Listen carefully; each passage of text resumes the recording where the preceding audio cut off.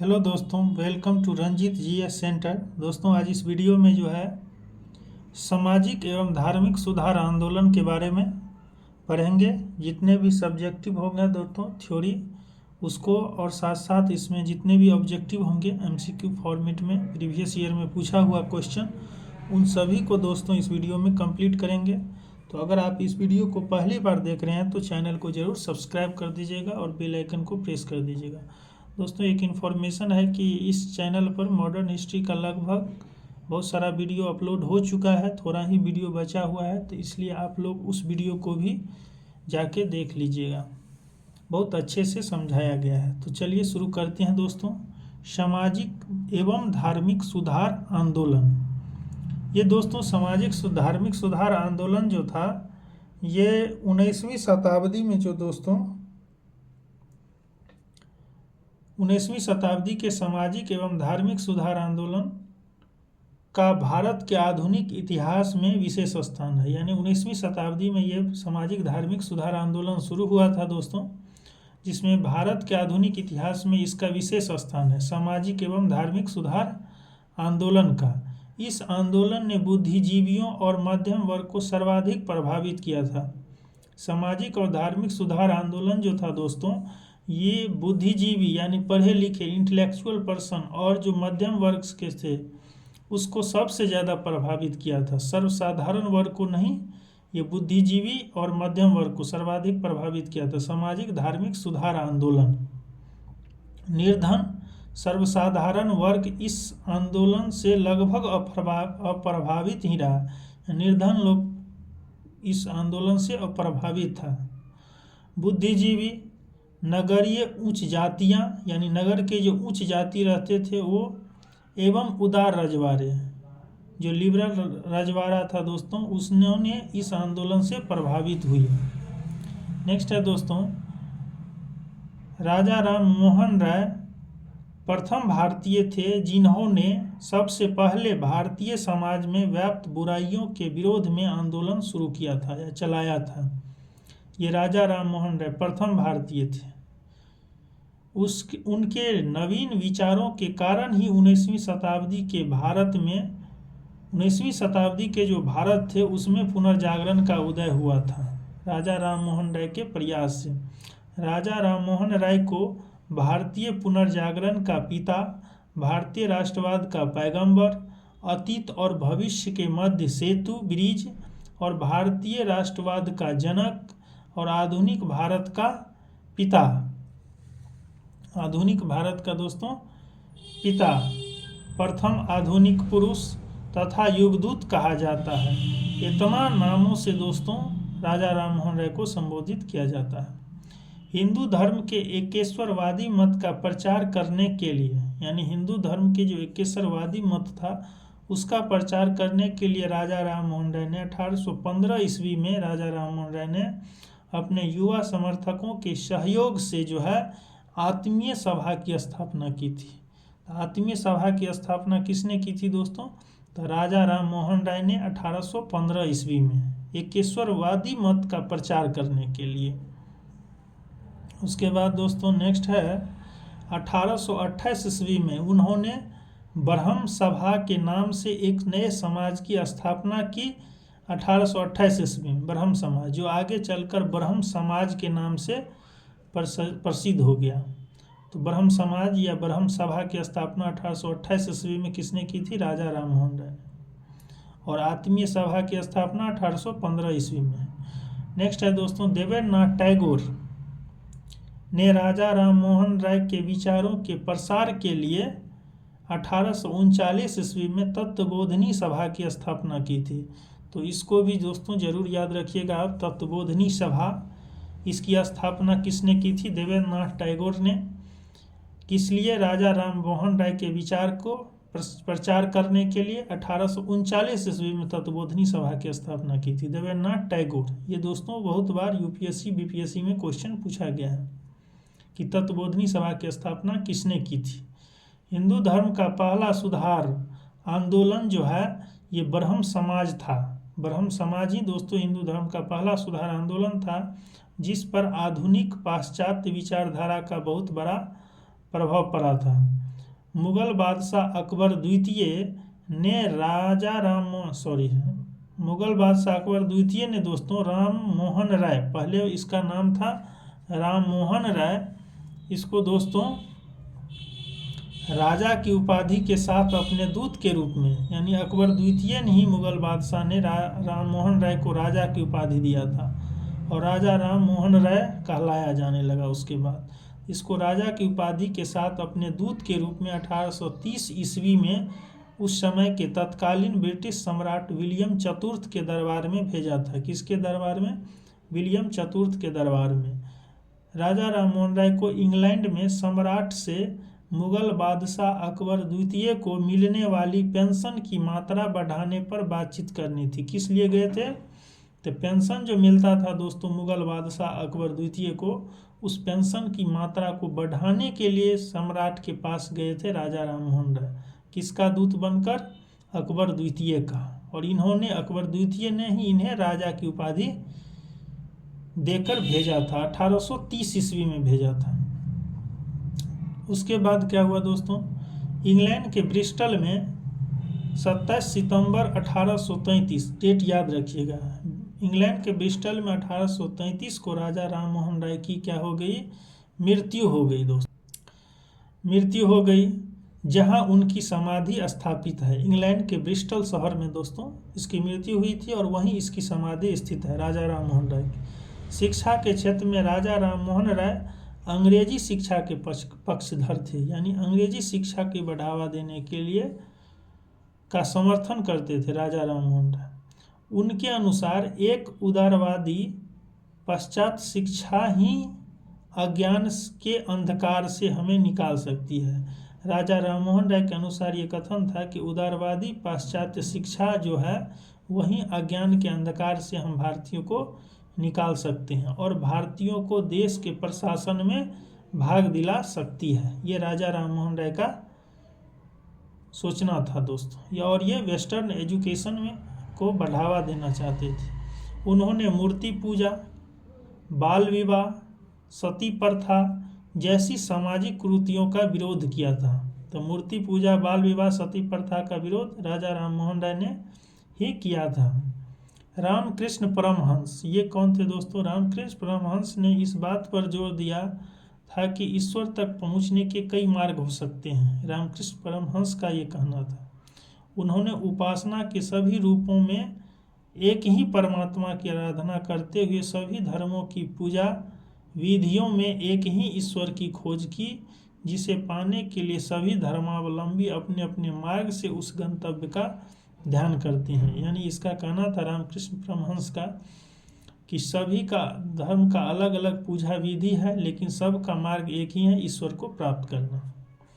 रामकृष्ण परमहंस ही शिक्षाओं की व्याख्या को साकार करने का श्रेय, यानी रामकृष्ण परमहंस की जो शिक्षा थी उसका व्याख्या करने का श्रेय दोस्तों स्वामी विवेकानंद को जाता है। स्वामी विवेकानंद को है, क्योंकि इन्होंने ही रामकृष्ण परमहंस की शिक्षा का व्याख्या किया था। उन्होंने इस शिक्षा का साधारण भाषा में वर्णन किया। स्वामी विवेकानंद इस नवीन हिंदू धर्म नियो हिंदुइज्म के प्रचारक के रूप में उभरे थे। और क्या हुआ था दोस्तों? 1893 ईस्वी में, याद रखिएगा, 1893 ईस्वी में वे शिकागो गए थे। शिकागो गए थे दोस्तों, अमेरिका में शिकागो है, 1893 ईस्वी में, जहां उन्होंने वर्ल्ड पार्लियामेंट ऑफ रिलीजन यानी विश्व धर्म संसद में अपना सुप्रसिद्ध भाषण दिया था। सुभाष चंद्र बोस ने उनके बारे में कहा था कि जहां तक बंगाल का संबंध है, हम विवेकानंद को आधुनिक राष्ट्रीय आंदोलन का आध्यात्मिक पिता कह सकते हैं। तो ये विवेकानंद को दोस्तों आधुनिक राष्ट्रीय आंदोलन का आध्यात्मिक पिता किसने कहा था? सुभाष चंद्र बोस ने। इसको याद रखिएगा। नेक्स्ट है रामकृष्ण मिशन की स्थापना जो है स्वामी विवेकानंद ने 1897 ईस्वी में किया था, तो इसको भी याद रखिएगा। रामकृष्ण मिशन की स्थापना स्वामी विवेकानंद किसने 1897 में किया था। 1909 में सोसाइटी पंजीकरण अधिनियम के अंतर्गत इसे विधिवत औपचारिक रूप से पंजीकृत कराया, रजिस्टर्ड कराया। उसके बाद है दोस्तों, रामकृष्ण मिशन का कलकत्ता के बेलूर में मुख्यालय खोला गया। कलकत्ता में इसका मुख्यालय खोला गया, बेलूर में। मिशन का नामकरण रामकृष्ण परमहंस के नाम पर हुआ था। यह 19वीं सदी का अंतिम महान धार्मिक एवं सामाजिक आंदोलन था। इसकी विशेषता है कि प्राच्य यानी पूर्वी और आधुनिक यानी पश्चिमी। प्राच्य मतलब होता है दोस्तों पूर्वी और आधुनिक मतलब होता है पश्चिमी। इन दोनों महान शक्तियों का समन्वय की बात की थी, यानी मित्र का रास्ता।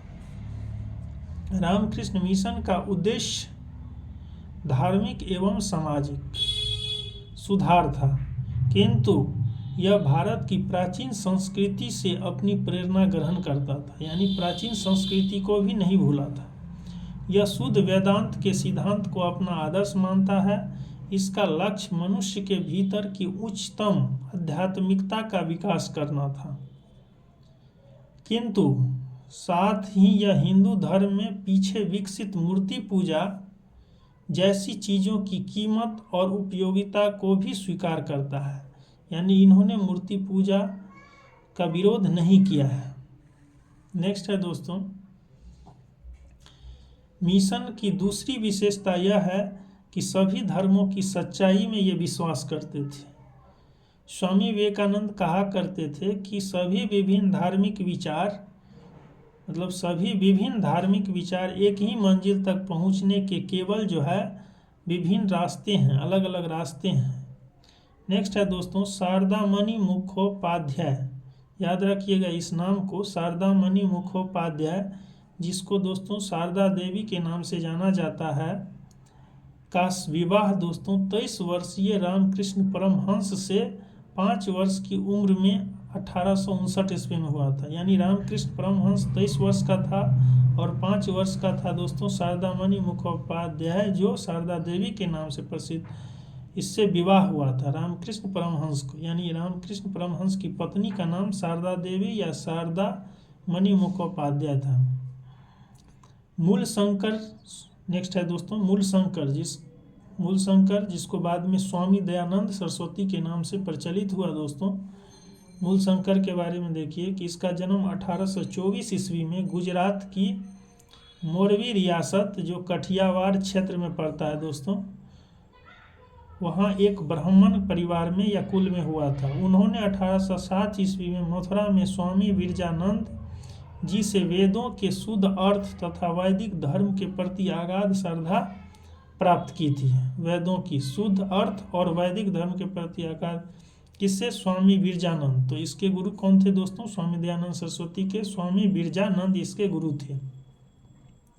1867 ईस्वी में उन्होंने पाखंड खंडनी पताका लहराई। किसने? स्वामी दयानंद सरस्वती ने 1867 ईस्वी में पाखंड खंडनी पताका लहराई। उनके विचार उनकी प्रसिद्ध पुस्तक सत्यार्थ प्रकाश में वर्णित है।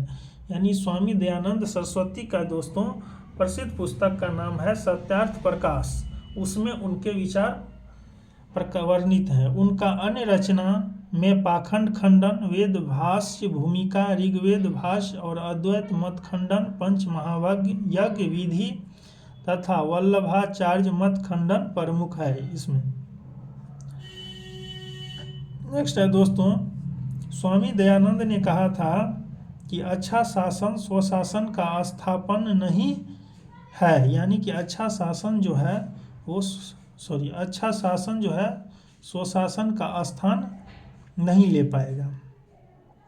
किसने कहा था? स्वामी दयानंद सरस्वती ने।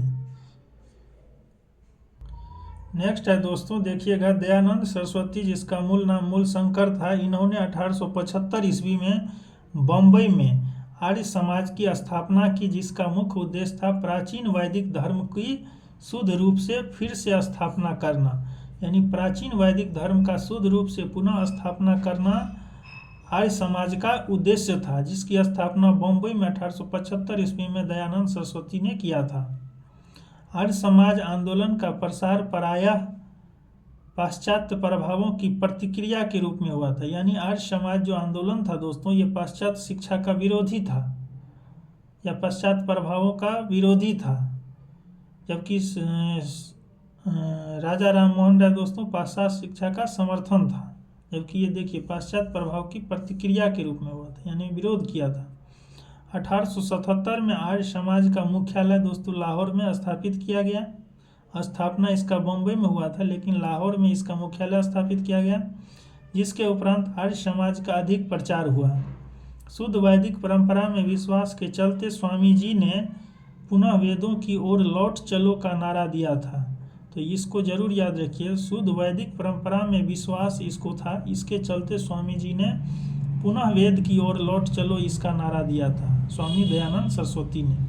स्वामी दयानंद का उद्देश्य था कि भारत को धार्मिक, सामाजिक और राष्ट्रीय रूप से, याद रखिएगा भारत को क्या चाहता था, ये चाहते थे दोस्तों कि धार्मिक, सामाजिक और राष्ट्रीय रूप से एक कर दिया जाए। धार्मिक क्षेत्र में वह मूर्ति पूजा, बहुदेववाद, अवतारवाद, पशु बलि, श्रद्धा, तंत्र मंत्र और झूठे कर्मकांड को स्वीकार नहीं करते थे। ये दयानंद सरस्वती का भी दोस्तों ये मूर्ति पूजा में ये विश्वास नहीं करते थे। बहुदेववाद, बहुत सारा देवता का पूजा करना, अवतारवाद, पशु बलि, श्रद्धा, तंत्र मंत्र और झूठा कर्मकांड को ये भी स्वीकार नहीं करते थे दयानंद सरस्वती। स्वामी दयानंद को उनके धार्मिक सुधार प्रयासों के कारण इसे जो है भारत का मार्टिन लूथर किंग कहा जाता है। तो भारत का मार्टिन लूथर किंग किसको कहा जाता है? दयानंद सरस्वती को। नेक्स्ट है दोस्तों, आर्य समाज के नियम और सिद्धांत सबसे पहले बम्बई में गठित किए गए थे, क्योंकि बम्बई में ही इसकी स्थापना हुई थी। नेक्स्ट है 1892-93 में आर्य समाज 2 गुट में बट गए। कब? 1892-93 स्थापना हुआ था 1875 में, और 1892-93 में 2 गुट में बट गया। एक गुट पाश्चात्य शिक्षा को समर्थन करता था, जबकि दूसरा गुट पाश्चात्य शिक्षा का विरोधी था। ठीक है दोस्तों, जबकि दयानंद सरस्वती का क्या मकसद था? आर्य समाज की स्थापना किसके हुआ था? पाश्चात्य का विरोध करना। तो उस आधार पर दोस्तों ये 2 गुट में बट गया। पाश्चात्य शिक्षा के विरोधी में, यानी पाश्चात्य शिक्षा का जो विरोध कर रहा था उसमें विरोधी में शामिल थे स्वामी श्रद्धानंद, याद रखिएगा स्वामी श्रद्धानंद, लेखराज और मुंशी राम, ये प्रमुख है। स्वामी श्रद्धानंद, मुंशी राम को जरूर याद रखिए, ये पाश्चात्य शिक्षा के विरोधी में गुट में शामिल थे। इन लोगों ने 1902 में गुरुकुल की स्थापना किया था और पाश्चात्य शिक्षा के गुरुकुल की स्थापना किया था। नेक्स्ट है दोस्तों, पाश्चात्य शिक्षा के समर्थक में लाला लाजपत राय, ये पाश्चात्य शिक्षा को समर्थन करते थे। हंसराज, ये प्रमुख थे, लाला लाजपत राय और हंसराज।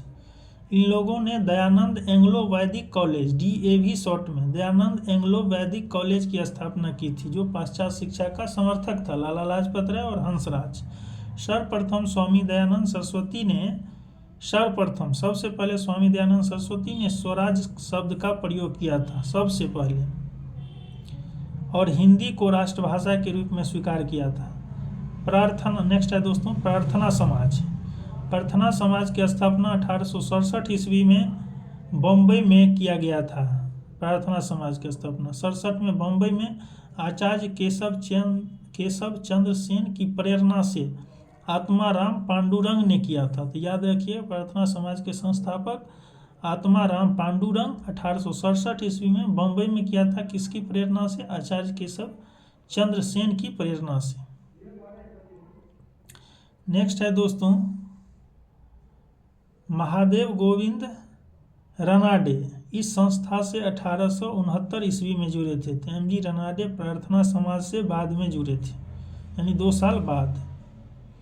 इस संस्था का प्रमुख उद्देश्य जाति प्रथा का विरोध करना था,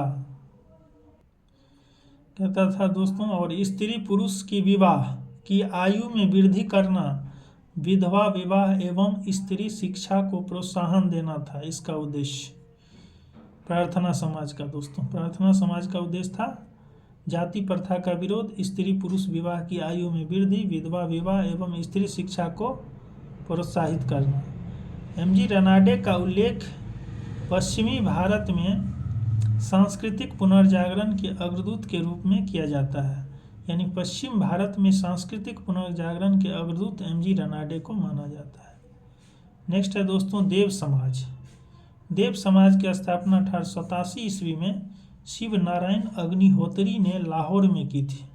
तो इसको भी याद रखिएगा दोस्तों। देव समाज, इसकी स्थापना 1887 ईस्वी में शिव नारायण अग्निहोत्री ने किया था लाहौर में। ये ब्रह्म समाज के पूर्व अनुयायी थे अग्निहोत्री। इस समाज के उपदेशों को देव शास्त्र नामक एक पुस्तक में संकलित किया गया था। ठीक है दोस्तों, देव शास्त्र नामक एक पुस्तक में जो है देव समाज के उपदेश को संकलित किया गया था। नेक्स्ट है दोस्तों 1873 ईस्वी में सत्यशोधक समाज। 1873 ईस्वी में सत्यशोधक समाज की स्थापना ज्योतिबा फूले ने की थी। इनका जन्म 1827 ईस्वी में एक माली के घर में हुआ था। इन्होंने शक्तिशाली गैर ब्राह्मण आंदोलन का संचालन किया, यानी कि ब्राह्मण का विरोध करने के लिए दोस्तों गैर ब्राह्मण आंदोलन का संचालित किया था। किसने? ज्योतिबा फूले ने। किसके माध्यम से? सत्यशोधक समाज के माध्यम से। इन्होंने अपनी पुस्तक गुलामगिरी एवं अपने संगठन सत्यशोधक समाज के द्वारा पाखंडी ब्राह्मणों एवं उनके अवसरवादी धर्म ग्रंथों से निम्न जातियों की रक्षा की आवश्यकता पर बल दिया। यानी निम्न जाति की रक्षा करने के लिए दोस्तों किससे? पाखंडी ब्राह्मणों से निम्न जाति की रक्षा करने के लिए इन्होंने सत्यशोधक समाज और गुलामगिरी पुस्तक की रचना की थी। राधाकांत देव नेक्स्ट है दोस्तों, देखिएगा राजा राधाकांत देव। राधाकांत देव 1830 ईस्वी में बंगाल में धर्म सभा की स्थापना कर सामाजिक धार्मिक सुधारों का विरोध किया था। तो ये भी दोस्तों इम्पोर्टेंट हो जाता है। सामाजिक धार्मिक सुधार का विरोध करने वाले पहला था राजा राधाकांत देव। कहाँ पर? बंगाल में धर्म सभा की स्थापना करके। तो धर्म सभा की स्थापना राजा राधाकांत देव ने किया था। किस लिए? सामाजिक धार्मिक सुधार का विरोध करने के लिए और रूढ़िवादिता का समर्थन करने के लिए, यानी पुरानी विचारधारा का समर्थन करने के लिए धर्म सभा की स्थापना की थी। कहाँ पर? बंगाल में। नेक्स्ट है दोस्तों राधा स्वामी सत्संग आंदोलन। राधा स्वामी सत्संग आंदोलन की स्थापना 1861 ईस्वी में आगरा के एक महाजन या बैंकर तुलसीराम, जो शिवदयाल साहब के या स्वामी जी महाराज के नाम से लोकप्रिय था। यानी राधा स्वामी सत्संग आंदोलन जो है दोस्तों 1861 ईस्वी में शुरू किया गया था। तुलसीराम जो शिवदयाल साहब के नाम से प्रसिद्ध था, इसके द्वारा। कहाँ पर? आगरा में। नेक्स्ट है राधा स्वामी मत को मानने वाले लोग एक ही परमेश्वर गुरु की महत्ता, संतों का साथ यानी सत्संग तथा साधारण सामाजिक जीवन में विश्वास करते थे। कौन? राधा स्वामी सत्संग आंदोलन को मानने वाले। महाराष्ट्र के समाज सुधारक गोपाल हरि देशमुख। ये गोपाल हरि देशमुख कहाँ के हैं दोस्तों? महाराष्ट्र के समाज सुधारक हैं, सोशल वर्कर। इन्हें लोकहितवादी के रूप में जानते हैं। तो याद रखिए लोकहितवादी किसे कहा जाता है? गोपाल हरि देशमुख को, जो महाराष्ट्र के समाज सुधारक थे। नेक्स्ट है दोस्तों पेशे की दृष्टि से न्यायाधीश गोपाल हरि देशमुख 1880 ईस्वी में गवर्नर जनरल की काउंसिल के सदस्य भी रहे थे। तो ये न्यायाधीश थे दोस्तों गोपाल हरि देशमुख, जो लोकहितवादी के नाम से प्रसिद्ध थे। ये गवर्नर जनरल की काउंसिल के सदस्य भी रहे हैं। महाराष्ट्र में विधवा पुनर्विवाह के लिए प्रथम अभियान का नेतृत्व विष्णु परशुराम शास्त्री पंडित ने किया था। तो ये भी नेक्स्ट फैक्ट को याद रखिएगा। अगला है दोस्तों ये महाराष्ट्र में जो विधवा पुनर्विवाह के लिए प्रथम अभियान का शुरुआत किसने किया था? विष्णु परशुराम शास्त्री ने। उन्होंने 1885 ईस्वी में विडो री मैरिज एसोसिएशन की स्थापना की थी। तो विडो री मैरिज एसोसिएशन की स्थापना 1885 ईस्वी में परशुराम शास्त्री पंडित ने किया था। साथ ही विधवा पुनर्विवाह आंदोलन भी चलाया था। 19वीं सदी के महानतम पारसी समाज सुधारक बहराम जी एम मालावारी थे।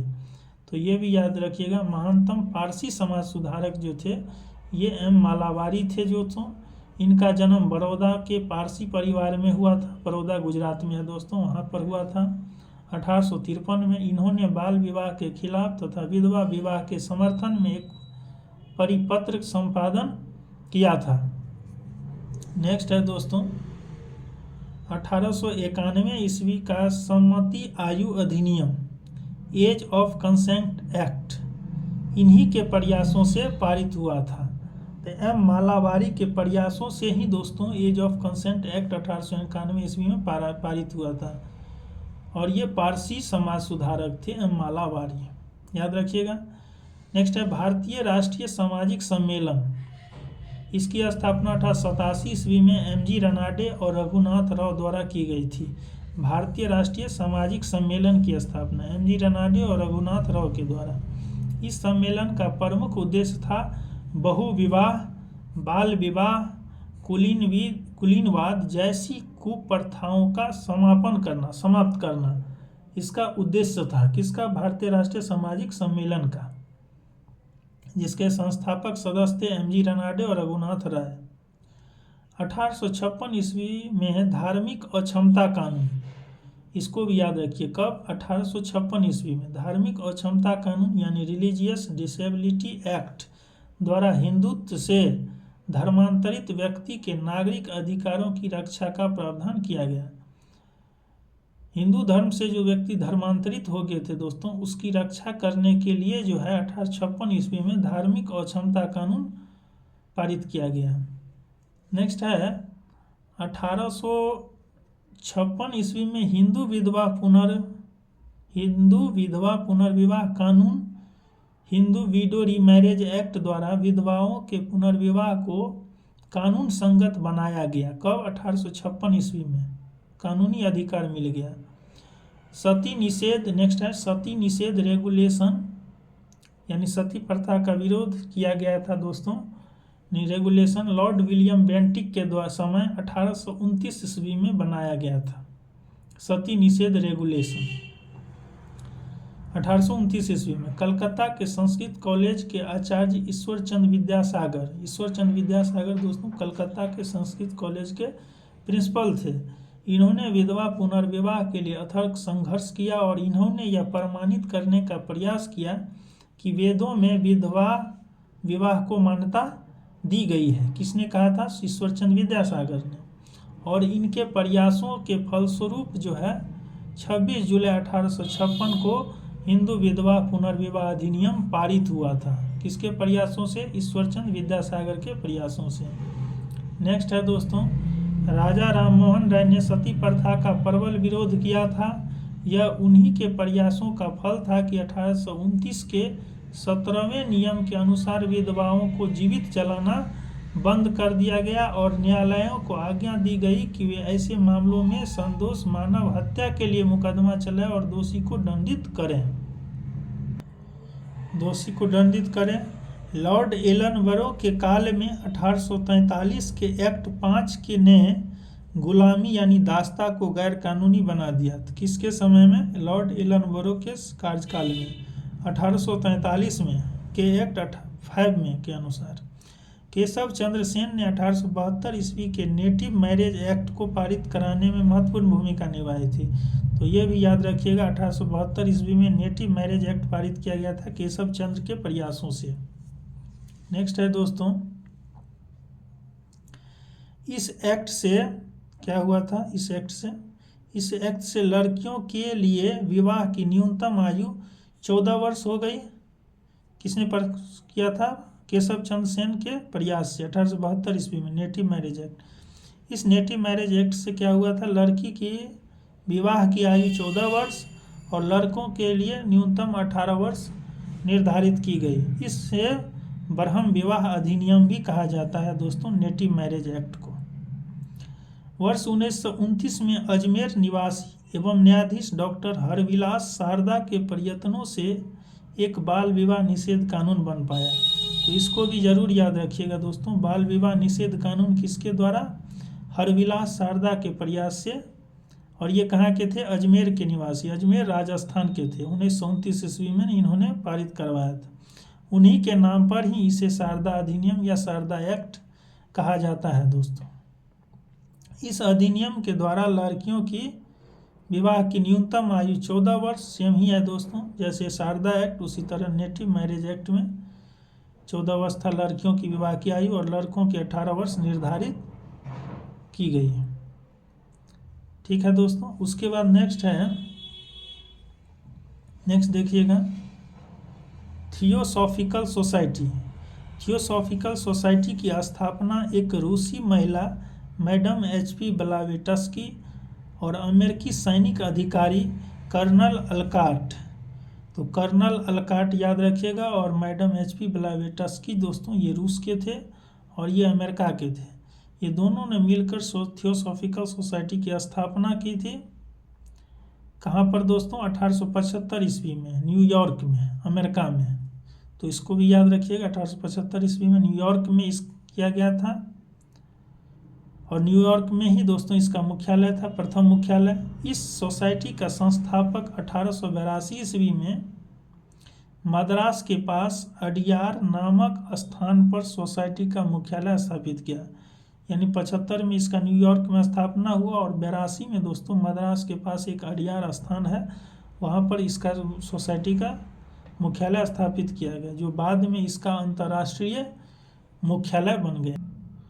1889 ईस्वी में दोस्तों श्रीमती एनी बेसेंट इस सोसाइटी की सदस्य बनी थी, तो इसको जरूर याद रखिएगा। 1889 ईस्वी में 1893 ईस्वी में भारत आकर उन्होंने सोसाइटी के लिए सर्वाधिक सक्रिय भूमिका निभाई एनी बेसेंट ने, और श्रीमती एनी बेसेंट ने प्राचीन हिंदू धर्म को विश्व का अत्यधिक गूढ़ एवं आध्यात्मिक धर्म माना है। थियोसॉफी या ब्रह्म विद्या हिंदू धर्म के आध्यात्मिक दर्शन और क्रम सिद्धांत तथा आत्मा के पुनर्जन्म के सिद्धांत का समर्थन करती थी। इसी कारण एनी बेसेंट भारतीय लोगों को इससे जोड़ सकी, जो इसकी सफलता का मुख्य कारण था। नेक्स्ट है दोस्तों, MG रनाडे के शिष्य गोपाल कृष्ण गोखले थे, और गोपाल कृष्ण गोखले के शिष्य महात्मा गांधी थे। इन्होंने 1905 में, गोपाल कृष्ण गोखले 1905 में सर्वेंट ऑफ इंडिया सोसाइटी की स्थापना की। गोपाल कृष्ण गोखले ने कांग्रेस के 21वें अधिवेशन 1905 में बनारस की अध्यक्षता की थी।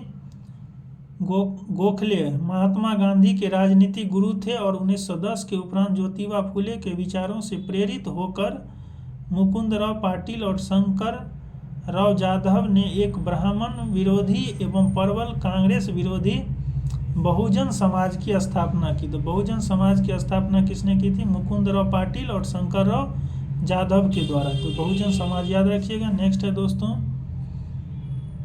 नडारों द्वारा मंदिरों में प्रवेश के अधिकार की मांग की प्रस्तुति के कारण 1899 ईस्वी में तिरुनेलवेली तमिलनाडु में भयंकर दंगा हुआ था।